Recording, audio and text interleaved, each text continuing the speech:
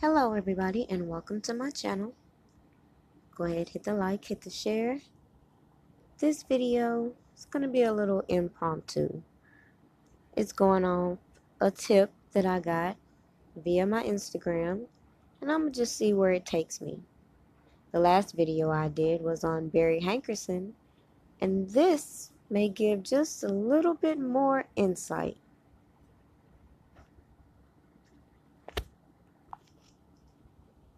Shout out to Earthly Tours. And I'm going to come back to the profile pic because I also find it very ironic, the photo. And I don't think it's her because I follow the person whose photo it is, but it's just very ironic. But anyways, she sends me this.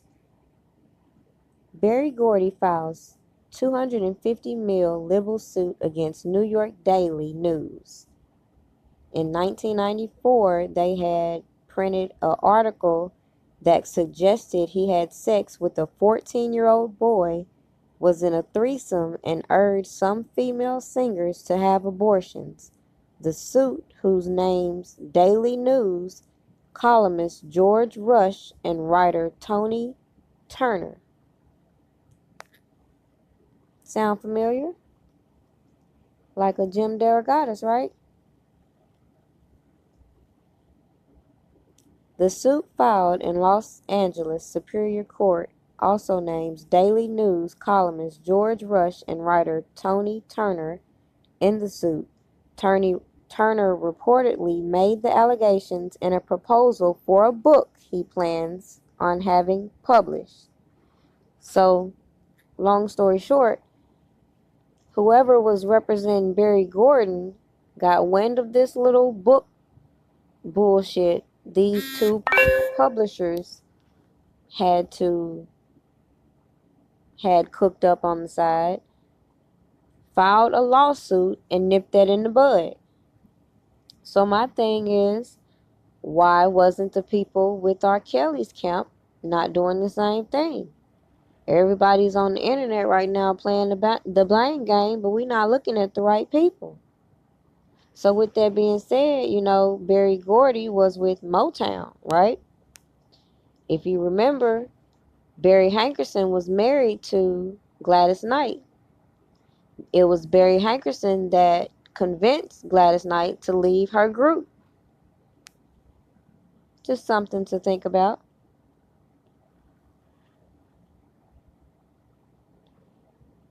This was an article published back in 1996. R. Kelly, his exciting mansion, and his controversial mix of shock and salvation. And in this article, it's detailing a whole different side of R. Kelly you won't see in today's media.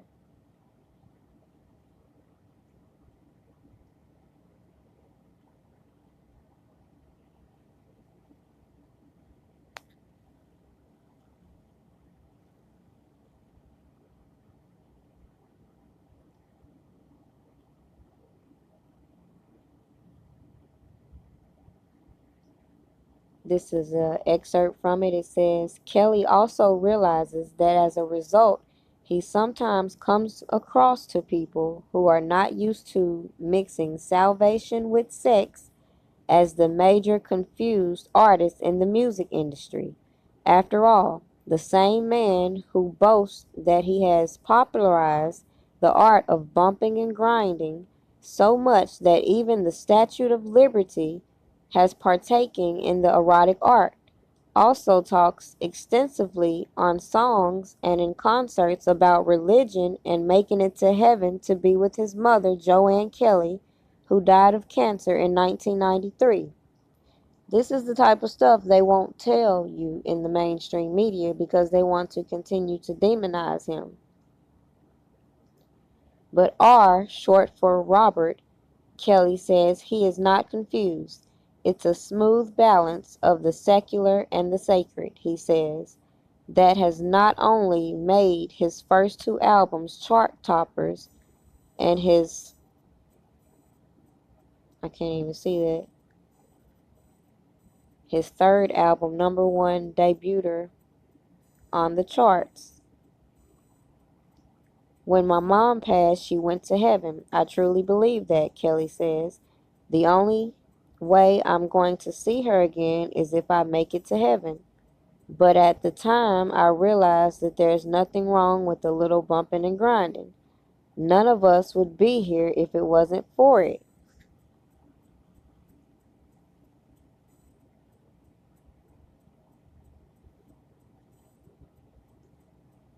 A perfectionist, Kelly says he strives for the best in everything, including his home, a breathtaking mansion on Chicago's exclusive New York side.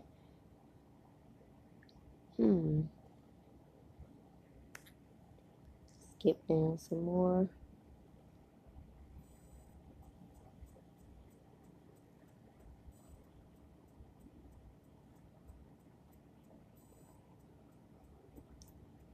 The school teacher, I believe we saw in Surviving R. Kelly, is the one who put him in his first talent show where he sang Stevie Wonder's Ribbon in the Sky. To his amazement, people screamed when he let out the first note. Although his mother used to have him sing background in a tiny storefront church, Kelly never had sung solo and had never gotten such a response. Oh, wait a minute.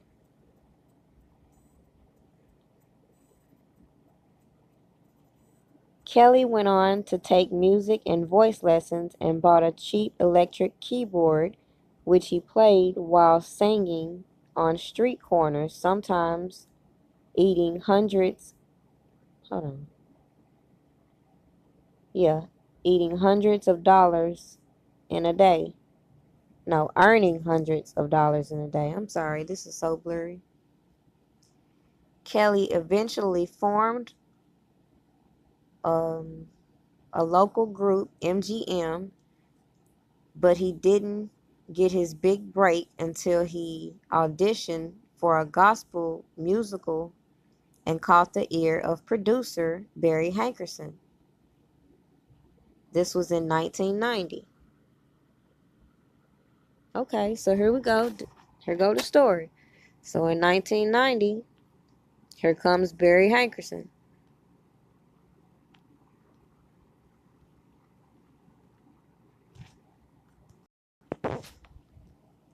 So back to Barry.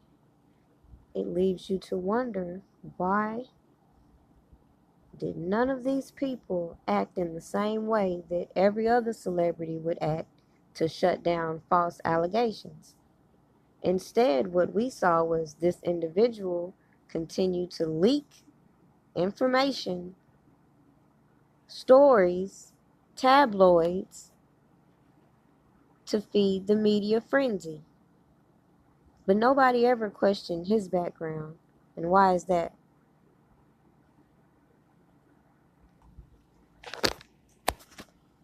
The early 2000s seemed to be quite a rough time for Barry Hankerson. He was getting hit with lawsuit after lawsuit. All his artists were suing him. You wanna know why? 'Cause he was doing some shady business practicing. Sound kind of reminiscent of these charges against R. Kelly with these RICO allegations. The fuck? How do you have the artist under the RICO when it's the management handling the business? Says Toni Braxton settled her multi-million-dollar lawsuit against her former personal manager. Representative of both parties said. Toni Braxton, let's see, skip that. The 39-year-old R&B singer is free to pursue her own projects following her return of a $375,000 advance to manager Barry Hankerson, according to Braxton. Hankerson had previously demanded an additional $1 million to provide the singer with only a partial release from her contract. I don't know what's up with Barry Hankerson and this $1 million, but he always hit that one.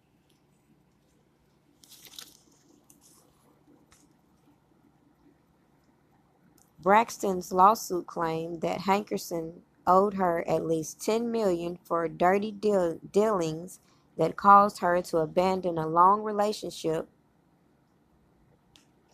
The lawsuit accused the manager of putting his financial interests ahead of Braxton's and inducing the singer to leave a lucrative deal with Arista through fraud, deception, and double dealing. But this is the person you want to get the information from.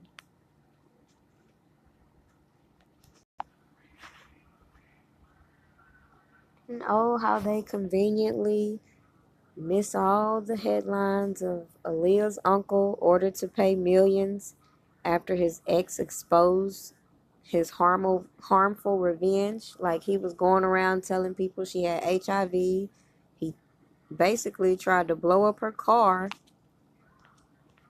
Oh yeah, the man is crazy. This is their source information.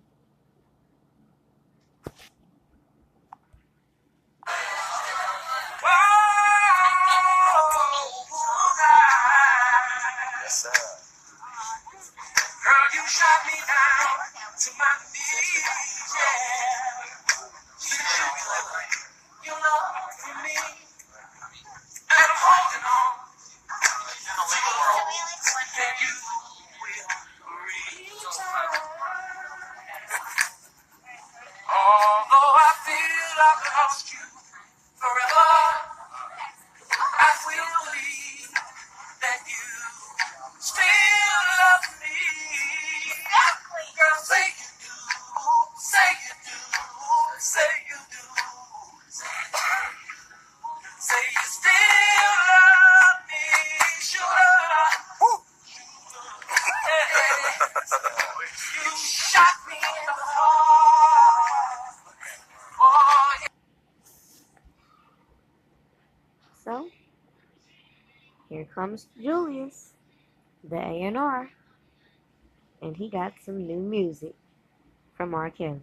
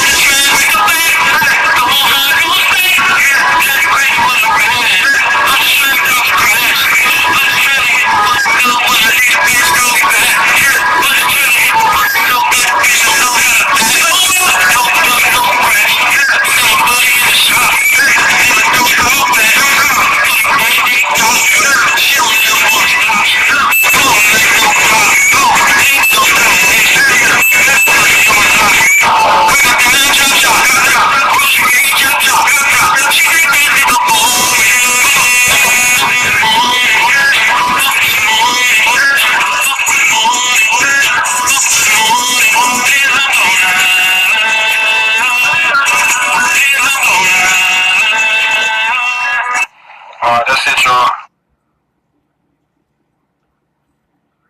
Most of the front of the eye, I just close my eyes and say shit to cut my mind. I got a virgin in the trouble. So in the mind, I get up to the drink, but stuck to the blunt. Tell you niggas try to come for my shot. Straight crack when I come with the box. Stretch, my partnership trying to decide. Bitches so off, you find it. Shit can be more than the jets. This might make these boys on the side of the White House like, bitch, we need water. This was May 17, 2018. R. Kelly in the studio with Julius and whoever this is. Never mind all these allegations and stuff swirling. Never mind that.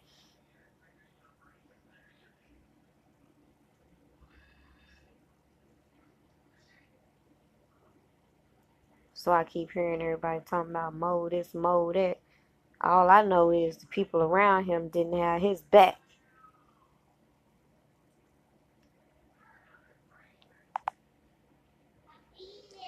Right after surviving R. Kelly, January 5th to be exact, what do we have here? Promoting the music instead of tackling a problem. Despite all controversy surrounding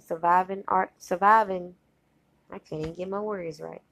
Despite all the controversy surrounding Robert Kelly, the R&B, with the premiere of upcoming Lifetime Surviving R. Kelly documentary on the way, R. Kelly drops his new single, Born to My Music, for everybody's Kelly recorded at the Chocolate Factory Studios, Chicago, Illinois, mixed by Abel and A&R Julius.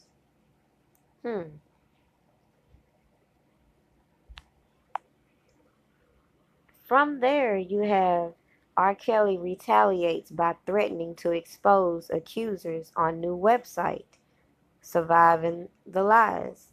However, I don't believe R. Kelly had anything to do with that page. If anybody is peeping game to R. Kelly, he's not the type to be belittling anybody to that matter. So that just has the sour stench of bad representation all over it.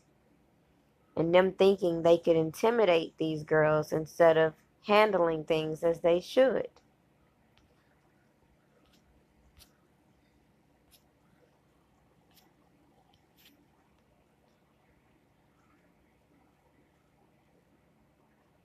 The Facebook page, which pushed forth Kelly's agenda to expose these alleged survivors, was recently taken down by the social media site for violating its community standards. One person the Facebook page reportedly targeted specifically is Asante McGee, whom speaks out in Surviving R. Kelly. Is she speaking out, or is it because she's lying?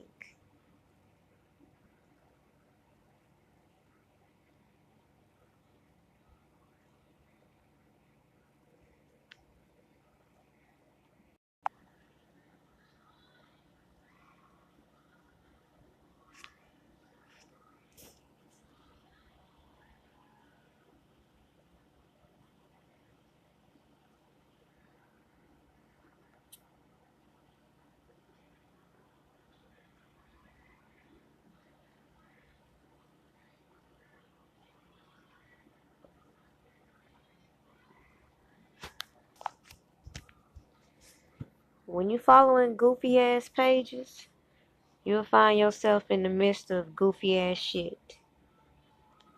It's just funny. This is the type of shit that the so-called management was willing to do to try to intimidate these girls instead of confront a problem. And maybe R. Kelly wouldn't be in the situation he's in right now. These people running these fan pages, I don't feel are for R. Kelly either. Because if they were, they wouldn't keep encouraging the clown shit. Everybody got all these questions and ain't nobody bringing up the right people, they say. What's up with him? What's up with Julius? The person holding his music.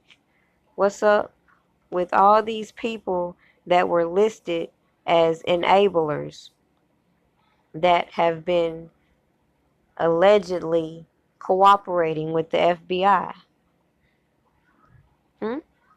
Why ain't nobody talking about them? This lady also works for Kanye West. So you mean to tell me she booking all this sex trafficking for R. Kelly and she's not doing the same for Kanye West and other celebrities? What's going on? Tom Joyner had the audacity to say he was going to mute R. Kelly when he runs with the people in the circle. Nobody's talking about them. The Mayweather twins, who are the runners described in Surviving R. Kelly.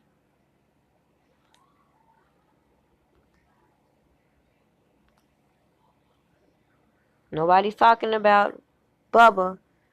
Everybody was so mad when Dana J said he was getting house arrest, but nobody said nothing when Ruby Chris said the exact same thing. When I already knew off top, I already see how it's going over here with Epstein. Hell no, they not finna do that. But anyways, people just look for a reason to be mad. Be mad at the right fucking people.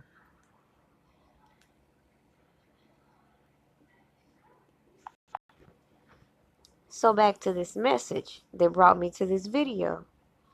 As I look at the photo is of this girl by the name of Velvet, who was with a real cult by the name of Carbon Nation. And before I started researching Surviving R. Kelly, I was very fascinated with why ain't nobody went and locked this fool up. Clearly, he's over here tricking all these people to travel, abandon all their common sense, and go to him and join these little cult-like activities. You know what? Let me just show you. An example and live the example and be the example of how we should live. And what I realize is that we're not humans. We're not humans at all. We're an infestation. That's what we are. We're an infected. Hold on. We're an infection in the body, in our own bodies. That's what the earth realm is. Life. We are inside of our own bodies. Each individual holographically. Go ahead. I want to talk about the girl that we know as Kayla now. How is she? Is she safe? Is she healthy? I don't know a Kayla. Sunray. Oh, Sunray, yes, she is healthy. She is beautiful. Oh my, Sunray is just. She is the happiest that she says she's ever been. And she's absolutely loving life. And she did a video recently on we all encouraged her to go live so that people wouldn't be so worried about her. We all encouraged her to just go live and let people know that you're okay and speak your own mind and tell them what's going on, because she's actually afraid of the people that she ran away from, and I can't blame her. Long story short, if you go check him out, this is his channel. But he basically out here with his own little cult. You got the Scientologists. You got real cults out here. And it's funny, they will deem R. Kelly as having a cult, but have somebody like Floyd Mayweather as having a harem of women. Hugh Hefner had a harem of women, but R. Kelly has a cult? Really? Leave your comments and thoughts below if you want. I can do a detailed sum up on Carbon Nation. It was also called, I don't even remember at this point. They've changed the name so many times because they've been trying to avoid being apprehended. Anyways, drop those comments. Have a good night.